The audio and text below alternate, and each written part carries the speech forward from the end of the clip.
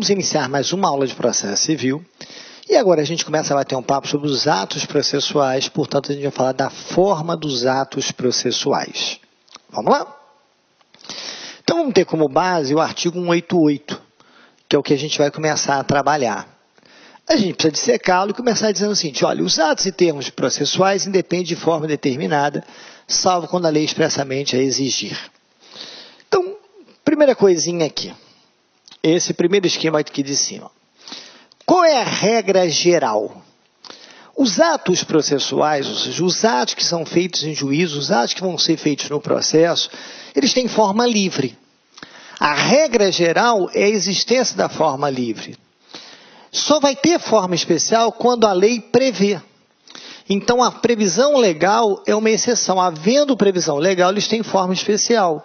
Do contrário, a forma é livre. Então, a regra geral é que eles têm forma livre. Essa é a regra geral.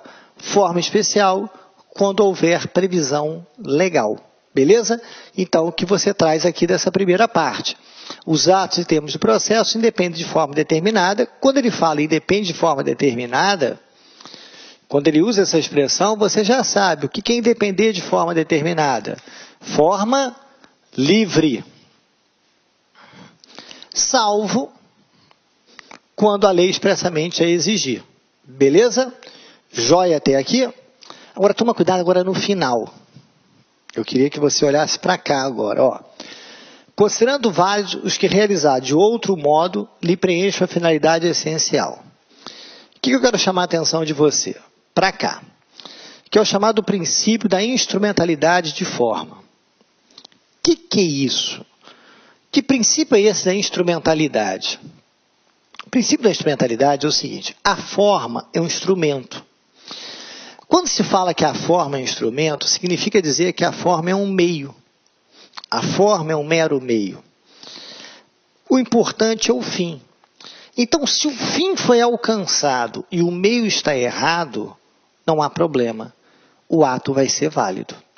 Então, se o fim é alcançado, mas o meio está errado, o instrumento está errado, não há nenhum problema, porque o meio era um instrumento para alcançar o fim. Se de uma maneira eu alcancei o fim, aquele ato vem a ser válido. Então, o que você tem em mente é esse finalzinho aqui, portanto. Quando diz, os atos e termos processuais independem de forma determinada. Maravilha. Salvo quando a lei expressamente exigir. Joia. Agora eu quero a concentração aqui, por isso que eu vou mudar de cor. Considerando-se válidos os realizados de outro modo. O que é isso? A forma está errada.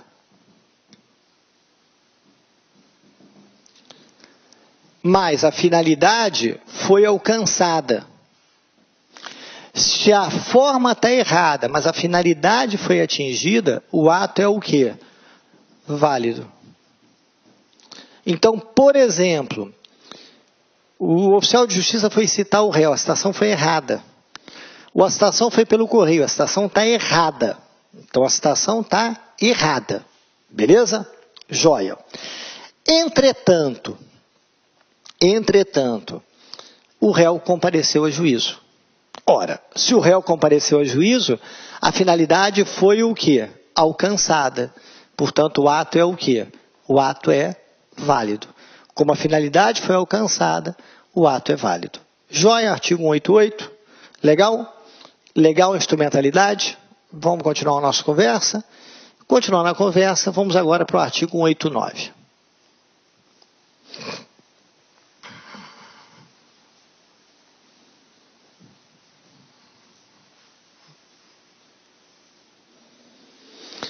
Os atos processuais são públicos. Todavia, tramitam em segredo de justiça. A primeira ideia que a gente traz aqui é uma coisa que a gente vem de outros carnavais, de outras conversas. O que é? Regra geral, publicidade dos atos processuais. Exceção, segredo de justiça. Então, aquilo que a gente já andou falando várias vezes, segredo de justiça é exceção. A regra é qual? A regra é a publicidade. A regra é a publicidade. A exceção, o segredo de justiça. Beleza? Agora vamos comigo aqui. Vamos comigo. E vamos ver quando é que o ato ocorre em segredo de justiça. Primeira hipótese. Quando o interesse público ou o interesse social exigirem. Então, repara, ele fala assim, quando exigir o interesse público, quando exigir o interesse social. Detalhe que é muito importante para mim, quem decide isso? Sim, porque interesse público exigir, interesse social exigir, concorda comigo? É uma questão muito abrangente. Então, quem é que decide esse interesse público ou esse interesse social? Quem decide é quem? Quem decide é o juiz. É o juiz que vai decidir o alcance desse interesse público ou desse interesse social. É ato do juiz. Fechado? Vamos seguir? Outro caso. Deixa eu só apagar aqui esse outro caso.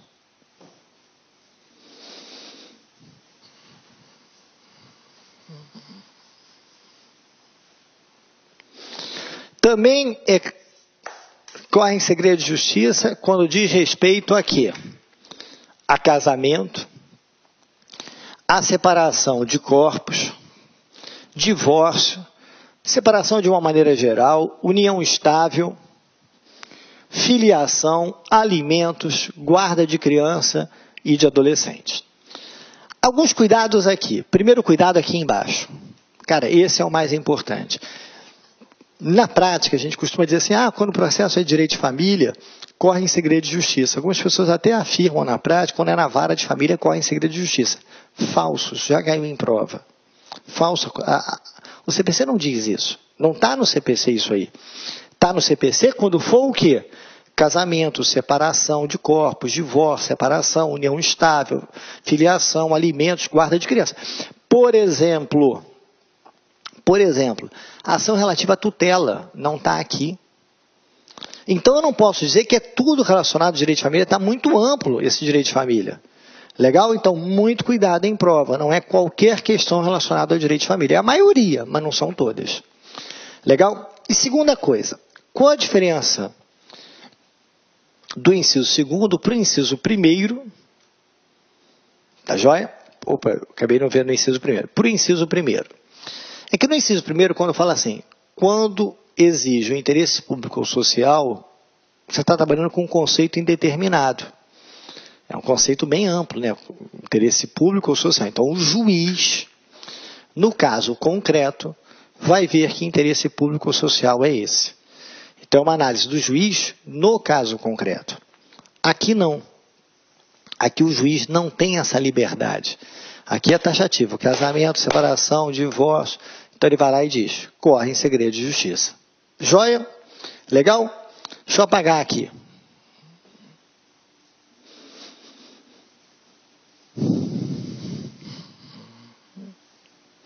Também corre em segredo de justiça os dados protegidos por quem?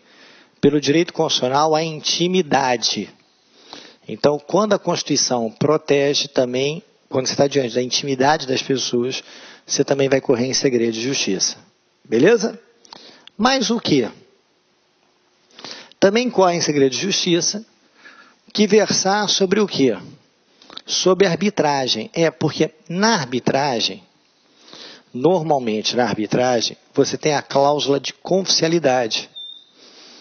Quando se você tem uma arbitragem, você vai ter essa cláusula de confidencialidade. Por essa razão, corre em segredo de justiça uma ação que versa sobre arbitragem. Deixa eu só fazer um intervalo aqui.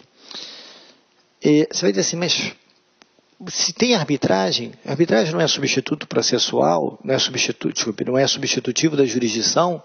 Se tem arbitragem, o que vai fazer na justiça? Várias coisas. Primeiro, eu posso entrar em juízo para anular a decisão arbitral. É possível, eu posso entender que ela é ilegal. E segundo, o mais comum. Foi dada a decisão arbitral, um foi condenado a pagar o outro e não pagou. Então é preciso que entre em juízo com a chamada execução de título judicial, ou, tecnicamente, com o cumprimento da carta arbitral, onde você vai executar em juízo aquilo. Então, nesse caso, corre o quê? corre em segredo, porque na arbitragem normalmente consta a cláusula de confidencialidade. Agora, é muito importante estabelecer que é preciso constar essa cláusula, tá joia? E outra coisa importante, além dessa cláusula constar... Olá, meus amigos! E aí, gostou da aula do professor? Quer continuar assistindo essa videoaula? Aliás, você quer fazer o nosso curso super competitivo do TJ de São Paulo 2017? Então convido vocês a acessarem lacconcurso.com.br, que eu tenho certeza absoluta que você vai fazer um investimento certeiro na sua vida. Garanto para vocês, se vocês assistirem todas as nossas videoaulas, seguir a nossa sequência de aulas, fazer o nosso personal coach, que é o nosso projeto pedagógico, eu tenho certeza absoluta que lá no dia 2 de julho de 2017, no dia da prova do TJ, eu tenho certeza que você ficará altamente competitivo e vai lembrar do LAC durante as 5 horas de prova. Tá certo, meus amigos? Então, espero vocês. Pode se matricular sem medo de ser feliz. A nossa escola já está no ar há 8 anos e eu tenho certeza que nós vamos proporcionar uma grande preparação para o seu concurso, o concurso da sua vida. Forte abraço, fica com Deus. Tchau, tchau. Clique lá.